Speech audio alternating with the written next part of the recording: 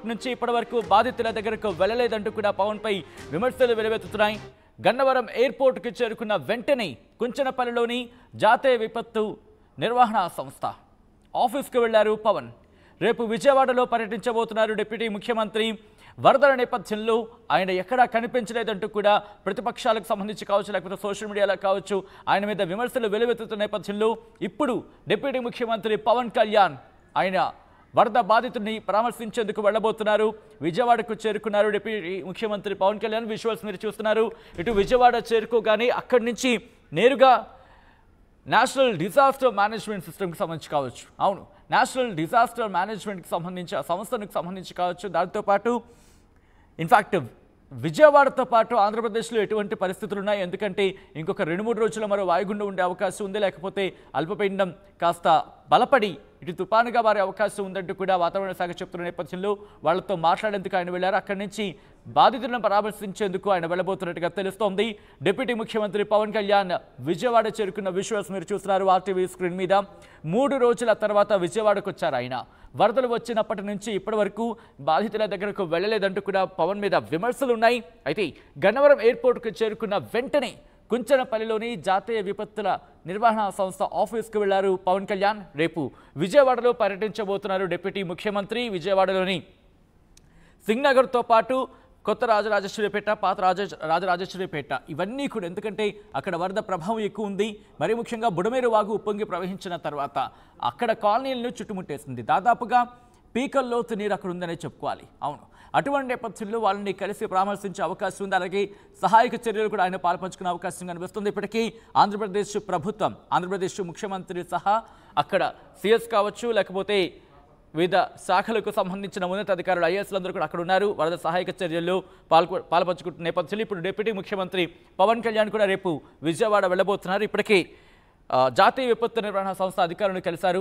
వాళ్ళని అడిగి తెలుసుకుంటున్నారు. అప్డేట్స్ తెలుసుకునే ప్రయత్నం చేద్దాం. మా ప్రతినిధి రాజేష్ అప్డేట్స్ అందించేందుకు లైవ్లో జాయిన్ అవుతున్నారు. రాజేష్, డిప్యూటీ ముఖ్యమంత్రి Pawan Kalyan in fact national disaster management organisation కావచ్చు, లేకపోతే విపత్తు నిర్వహణ సంస్థ వాళ్ళతో అధికారులతో మాట్లాడుతున్నట్టుగా తెలుస్తోంది. ఈ నేపథ్యంలో ఎటువంటి ఇన్ఫర్మేషన్ తెలుసుకునే ప్రయత్నం చేస్తున్నారు?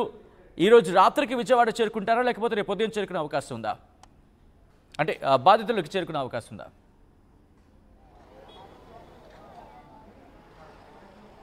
అన్న యాంకర్ వాయిస్ కల్పన. రైట్ రాజేష్, నా మాట వినిపిస్తోందా? ఆల్ రైట్, మరి కాసేపట్లో రాజేష్ని కనెక్ట్ అయ్యే ప్రయత్నం చేద్దాం. రాజేష్, నా మాట వినిపిస్తోందా మీకు? చెప్పండి. రైట్ రాజేష్, డిప్యూటీ ముఖ్యమంత్రి పవన్ కళ్యాణ్ ఇటు విజయవాడ చేరుకున్నట్టుగా తెలుస్తోంది. ఇన్ఫాక్ట్ అక్కడ అధికారులతో మాట్లాడుతున్నారు. ఆయన ఎటువంటి ఇన్పుట్స్ తీసుకుంటున్నారు, దాని తర్వాత ఇటు విజయవాడలోని వరద బాధితులని ఆయన ఎప్పుడు కలవబోతున్నారు? కొద్దిసేపటి క్రితమే డిప్యూటీ సీఎం పవన్ కళ్యాణ్ విజయవాడకు వచ్చారు. రావడమే ఆయన తాడేపల్లిలోని డిజాస్టర్ మేనేజ్మెంట్ కార్యాలయానికి వెళ్ళారు. ప్రస్తుతం అదే కార్యాలయంలో డిప్యూటీ సీఎం పవన్ కళ్యాణ్ ఉన్నారు. పూర్తిగా వరద సంబంధించినటువంటి వివరాలను, అదేవిధంగా ప్రకాశం బ్యారేజీకి వచ్చినటువంటి వరద వివరాలన్నింటినీ కూడా ఆయన తెలుసుకుంటున్నారు. ఈ 3 రోజులుగా జరిగిన పరిణామాలన్నింటి మీద కూడా అధికారులతో రివ్యూ చేస్తున్నటువంటి పరిస్థితి ఉంది. 3 రోజులుగా అంటే వాస్తవంగా పవన్ కళ్యాణ్ నిన్న మొన్న కూడా రావాలనుకున్నారు. కానీ పవన్ కళ్యాణ్ వస్తే కొంత ఇక్కడ అభిమానులు తాకిడి ఎక్కువ ఉంటుంది, సహాయక చర్యలకు ఇబ్బందికరంగా మారుతుందనే భావనలోనే పవన్ కళ్యాణ్ వరద ప్రభావిత ప్రాంతాలకి రాలేదని జనసేన వర్గాలు అయితే చెబుతున్నాయి. ప్రస్తుతానికి అయితే ఆయన తాడేపల్లిలోని డిజాస్టర్ మేనేజ్మెంట్ కార్యాలయం ఉన్నారు. పూర్తిగా అధికారులతో సమీక్ష చేస్తున్నారు. ఏ ప్రాంతాల్లో వరద ఉధృతి ఎక్కువగా ఉంది, ఏ ప్రాంతాల్లో డ్యామేజ్ జరిగింది, అదేవిధంగా గ్రామీణ ప్రాంతాలు, ముఖ్యంగా ఆయన పంచాయతీరాజ్ శాఖ మంత్రి కాబట్టి వరద ప్రాంతాలు, కృష్ణా పరివాహక ప్రాంతాలతో పాటు అటు గోదావరి పరివాహక ప్రాంతాల్లో కూడా వరద ఉధృతి కనబడుతుంది. కాబట్టి ఆయా ప్రాంతాల్లో ఎక్కడెక్కడ వరద ఉధృతి ఎక్కువగా ఉంది, ఏ మండలాలు ఎక్కువగా డ్యామేజ్ గురయ్యాయి, ఎప్పటిలోపు ఆ వరద ఉధృతి తగ్గుతుంది, ఇలాంటి వివరాలన్నిటి కూడా అధికారులను అడిగి తెలుసుకుంటున్నారు. రేపు ఉదయం పవన్ కళ్యాణ్ సింగనగర్ ప్రాంతాన్ని సందర్శించే అవకాశం అయితే కనబడుతుంది. ప్రస్తుతానికైతే ఇంకా షెడ్యూల్ ప్రకటించలేదు కాబట్టి, కానీ రేపు ఆయన పర్యటించే అవకాశం అయితే స్పష్టంగా కనబడుతుంది. ఎందుకంటే కొంత వరద ఉధృతి కూడా సింగనగర్ పరిసర ప్రాంతాల్లో వరద ఉధృతి తగ్గింది. ప్రజలు కూడా కొంత నిదానంగా ఒక్కొక్కరు బయటకు వస్తున్నారు.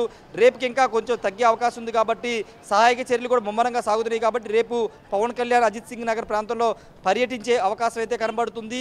ఏదేమైనప్పటికీ కొంతమంది అంటే ఒక భిన్నమైన వాదన 2-3 రోజులుగా వైసీపీ నేతలు కానీ సోషల్ మీడియాలో కామెంట్ చేస్తున్నారు. తాజాగా రోజా కూడా మాజీ మంత్రి రోజా కూడా కామెంట్ చేశారు. డిప్యూటీ సీఎం పవన్ కళ్యాణ్ ఎక్కడ, ఇంత వరద వస్తుంటే ఆయన ఎక్కడున్నారని కూడా ప్రశ్నిస్తున్నారు.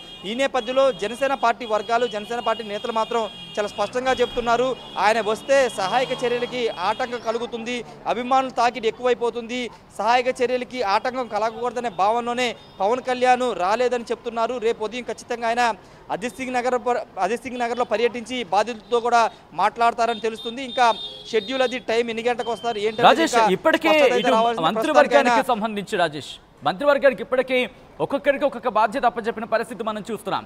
ఈ నేపథ్యంలో డిప్యూటీ ముఖ్యమంత్రి పవన్ కళ్యాణ్కి ఏమైనా బాధ్యత తీసుకోవడం జరిగింది? ఇన్ఫాక్ట్ ఎటువంటి బాధ్యత మంత్రివర్గం నుంచి ఆయన తీసుకోవడం జరిగింది? ఈరోజు డిజాస్టర్ మేనేజ్మెంట్ వాళ్ళతో మాట్లాడిన తర్వాత రేపటి నుంచి ఆయన డే ఆఫ్ ఇన్ఫాక్ట్ ఆయన స్కెడ్యూల్ ఎలా ఉండబోతోంది? దీనికి సంబంధించి ఎటువంటి చర్చ జరుగుతోంది? రేపటి నుంచి పవన్ కళ్యాణ్ బహుశా ఇక్కడే ఉంటారు. ఇక్కడే ఉండి పూర్తిగా వరద ప్రభావిత ప్రాంతాలతో పాటు ఆయన పంచాయతీరాజ్ శాఖ మంత్రి కాబట్టి పూర్తిగా అటు కృష్ణా పరివాహక ప్రాంతాల్లోని గ్రామాల్లో, మండలాల్లో పర్యటించిన ఆశ్చర్యపోవసరం లేదు. అక్కడ ఉన్నటువంటి వరద పరిస్థితి కూడా తెలుసుకునే అవకాశం అయితే కనబడుతుంది. ముఖ్యంగా ఎక్కువ పంట నష్టం కూడా జరిగింది. అదేవిధంగా చాలా ప్రాంతాలు ఈ వరద నీటికి మొత్తం కూడా కోల్పోయిన పరిస్థితి కాబట్టి వాటి మీద కూడా రేపు ఈ పర్యటన అజిత్ సింగ్ నగర్ ప్రాంతంలో పర్యటించిన తర్వాత ఆయన అధికారులతో సమీక్ష కూడా చేసే అవకాశం ఉంది. మంత్రులు అందరికి ఇచ్చారు కానీ పవన్ కళ్యాణ్ అయితే ఎలాంటి బాధ్యతలు ఇవ్వలేదు. ఆయన ప్రస్తుతం హైదరాబాద్ నుంచి ఈ రోజు వచ్చారు కాబట్టి ఈ రోజు రాత్రికి లేదా రేపు సీఎంతో భేటీ అయ్యే అవకాశం కనబడుతుంది. ఇద్దరు కూడా వరద పరిస్థితులపైన జరుగుతున్న సహాయక చర్యల మీద మాట్లాడుకునే అవకాశం ఉంది. సచిన్, ఆల్రైట్, ఇన్ఫాక్ట్ పవన్ కళ్యాణ్తో పాటు ఇంకా ఎవరెవరు ఉన్నారు? ఎవరెవరు అంటే ఎంతసేపు భేటీ జరిగే అవకాశం ఉంది? ఏ స్థాయిలకు సంబంధించిన అధికారులు ఆయనతో భేటీలో పాల్గొన్నారు? అంటే ఏ డిపార్ట్మెంట్కి సంబంధించిన అధికారులు?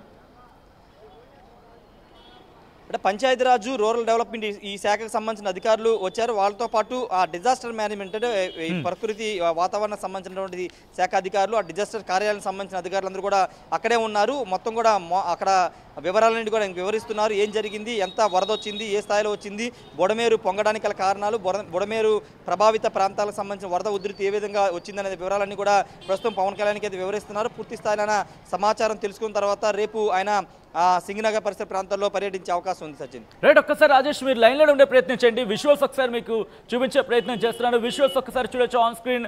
ఎక్కడెక్కడ ఎటువంటి పరిస్థితులు ఉంది? అదిగో అక్కడ ఆ కార్నర్లో చూడండి. 1వ తారీఖున ఎటువంటి పరిస్థితి ఉంది, 2వ తారీఖున ఎటువంటి పరిస్థితి ఉంది, అలాగే 3వ తారీఖున ఎక్కడ ఎటువంటి పరిస్థితి ఉంది అనేది విపత్తు నిర్వహణ అధికారులు ఇటు డిప్యూటీ ముఖ్యమంత్రి పవన్ కళ్యాణ్కి వివరిస్తున్నారు. పవన్ కళ్యాణ్తో పాటు ఇటు హోమ్ మినిస్టర్ అనితను కూడా మనం చూడొచ్చు. మొత్తం అధికారుల నుంచి ఆయన ఇన్ఫో తీసుకుంటున్నారు, ఇన్పుట్స్ తీసుకుంటున్నారు. రేపటి నుంచి ఆయన ఇన్ఫాక్ట్ గ్రౌండ్ లెవెల్లోకి వెళ్ళబోతున్న నేపథ్యం. ఎందుకంటే ఇప్పటికే మనం చూసాం బుడమేరు వాక్ కావచ్చు, దాంతోపాటు ఇటు కృష్ణానది కూడా ఉప్పొంగి ప్రవహిస్తున్న పరిస్థితి మనం చూస్తున్నాం. ఇంకొక 2 రోజుల తర్వాత మరొక అల్పపీడనం ఏర్పడే అవకాశం ఉందంటూ కూడా వాతావరణ శాఖ అధికారులు చెప్తున్నారు. ఆ అల్పపీడనం కాస్త వాయుగుండం, ఆ తర్వాత తుఫానుగా పరిణమించే అవకాశాలు ఉన్నాయంటూ కూడా చర్చ జరుగుతున్న నేపథ్యంలో ఇప్పుడు డిప్యూటీ ముఖ్యమంత్రి పవన్ కళ్యాణ్ కూడా రంగంలోకి దిగారు. ఎందుకంటే ఇక్కడ మొత్తం ప్రభుత్వం అంతా కూడా ఈరోజు విజయవాడలోనే